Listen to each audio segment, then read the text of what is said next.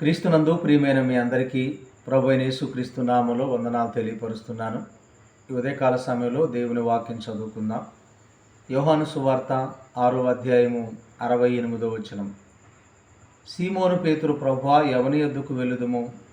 నీవే నిత్య జీవపు మాటలు గలవాడవు, నీవే దేవుని పరిశుద్ధుడు అని మేము విశ్వసించి ఎరిగి ఉన్నామని ఆయనతో చెప్పాను. క్రీస్తునందు ప్రియమైనటువంటి వాళ్ళారా, ఈ చదవబడిన ఈ లేఖన భాగం గమనించి చూసినప్పుడు యెహోవా ఉత్తముడని రుచి చూచి తెలుసుకునుడి. ప్రభువుని మనం అర్థం చేసుకున్నప్పుడు, ఆయన విలువ, ఆయన యొక్క ఔన్నత్యాన్ని మనం గ్రహించినప్పుడు పరిస్థితులు ఎలా ఉన్నప్పటికీ మాత్రం మనం ఆయన్ని విడిచిపెట్టలేం. ఇక్కడ యేసు ప్రభువుని అర్థం చేసుకునేటువంటి విషయంలో, ఆయన మాటలను అర్థం చేసుకునే విషయంలో అనేక మంది విఫలమైపోయారు. శాస్త్రులు కానీ, పరిసయ్యులు కానీ అనేక మంది ఆయన విడిచి వెళ్ళిపోయారు. నా శరీరం తిని నా రక్తం తాగువాడు నిత్యజీవము గలవాడు, అంత్యదినమున నేను వారిని లేపుదునని ప్రభు చెప్పినప్పుడు ఆ మాటలు కఠినమైనటువంటి మాటలుగా వారు భావించారు. పరలోకం నుండి వచ్చిన జీవాహారము నేనే కనుక యేసుక్రీస్తు యొక్క మాటలు వాళ్ళకు అర్థం కానప్పుడు ఆయన్ని విడిచి వెళ్ళిపోయారు. ఒకసారి యేసు ప్రభు యొక్క విలువ, రుచి అనేటువంటిది అర్థమైన తర్వాత ఆయన మనం విడిచిపెట్టలేము.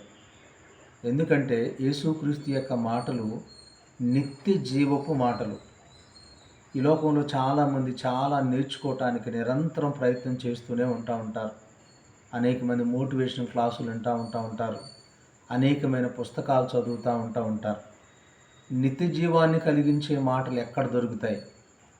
మనకు జీవాన్ని ఇచ్చేవి, మనల్ని బలపరిచేవి, మనల్ని దేవుని యొక్క మార్గంలో నడిపింపచేసి నిత్య జీవితానికి నడిపించే మాటలు ఎవరి దగ్గరన్నా ఎక్కడన్నా దొరుకుతాయి అంటే అది యేసు ప్రభు యొక్క మాటలు, యేసు ప్రభువుని గురించినటువంటి మాటలే. ఇది పేతురు అర్థం చేసుకున్నాడు. కాబట్టి దేవుని రుచి చూచి తెలుసుకున్నాడు.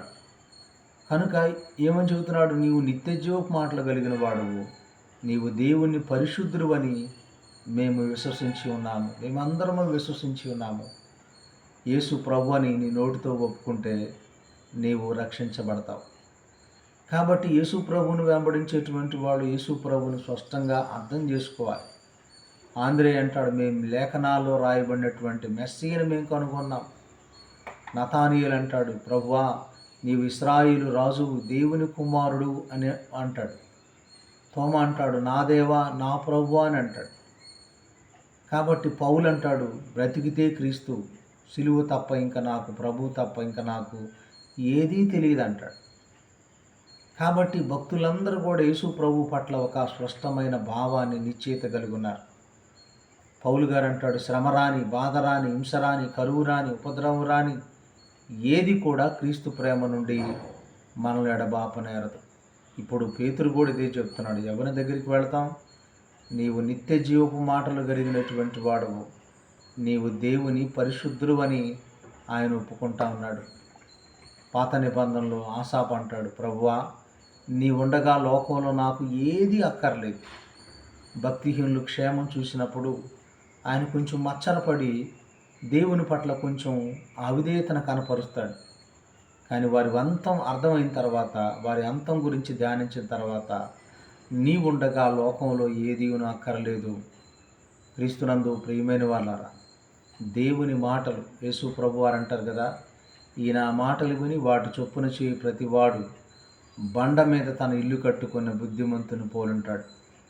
వాన రాని, వరద రాని, గాలి రాని ఆ ఇల్లు మాత్రం పడదు. ఈరోజు యేసుక్రీస్తు యొక్క మాటల చొప్పున మన జీవితాలను మనం కట్టుకున్నప్పుడు 112వ కీర్తనలో, యెహోవా యందు భయభక్తులు కలిగి ఆయన ఆజ్ఞయందు ఆనందించువారు ధన్యులు, వారి కుటుంబాలు స్థిరపరచబడతాయి, బిడ్డలు బలవంతులుగా ఉంటారు, ఆరోగ్యంగా ఉంటారు, అన్ని విషయాల్లో కూడా క్షేమంగా ఉండగలుగుతారు. అదే యేసు ప్రభు చెప్తాడు యోహాను సువార్త 5వ అధ్యాయం 24వ వచనంలో, నా మాట విని నన్ను పంపిన వారి యందు విశ్వాసం ఉంచువాడు నిత్యజీవము గలవాడు, వాడు తీర్పులోనికి రాక మరణములో నుండి జీవములోనికి దాటి ఉన్నాడని మీతో నిశ్చయముగా చెప్పుచున్నాను. కాబట్టి యేసు ప్రభు యొక్క మాటల్ని విశ్వసించినప్పుడు మరణములో నుండి జీవానికి మనం దాడతాం. కనుక క్రీస్తు ప్రభువుని విశ్వసించినప్పుడు రక్షించబడతాం.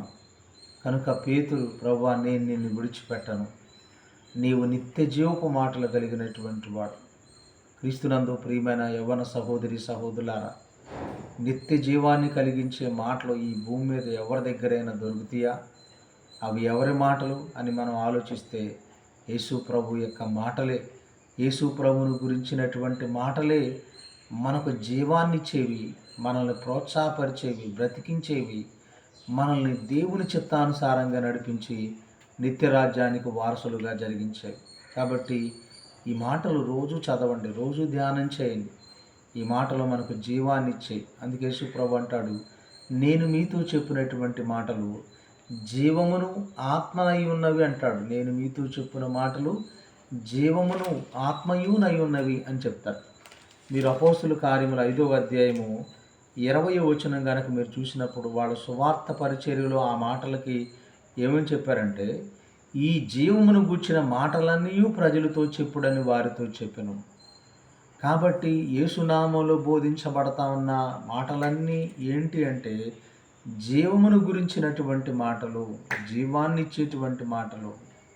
అపరాధముల చేత, పాపముల చేత చచ్చిన వ్యక్తులను, చచ్చిన వారిని జీవితానికి జీవాన్ని ఇచ్చేటువంటి మాటలు, సత్యాన్ని తెలియజేసేటువంటి మాటలు, స్వాతంత్రాన్ని కలిగించేటువంటి మాటలు, మనుషులకు రక్షణను, పరలోక ఆనందాన్ని, ఆదరణ కలిగించేటువంటి మాటలు.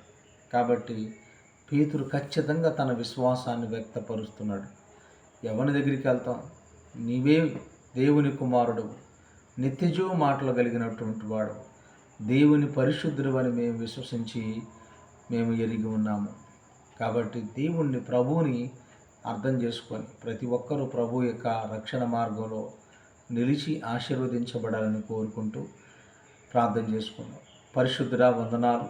ఈ మాటలు మా అందరి జీవితాల్లో ఫలింపు చేయమని ప్రార్థన చేస్తున్నాను. ఈ ఉదయకాల సమయంలో ప్రభువా, మరి ప్రతి ఒక్కరిని పేరు పేరును దీవించండి. వారి పనుల్లో, ప్రయాణాల్లో, రాకపోకల్లో తండ్రి తోడుగునండి. ప్రతి కుటుంబానికి సమాధానం, జీవమును ప్రభువా దయచేయండి. నిత్య జీవమునకు వారసులుగా జీవించే కృపను, శక్తిని దయచేయమని ఈ ఉదయకాల సమయంలో ప్రతి ఒక్కరిని ఆశీర్వదించమని యేసు నామములో అడిగి వేడుకొంచున్నాం తండ్రి. ఆమేన్. తండ్రి, కుమార, పరిశుద్ధాత్మ నామమున దేవుడు నిన్ను దీవించును గాక. ఆమేన్. అందరికీ వందనాలు.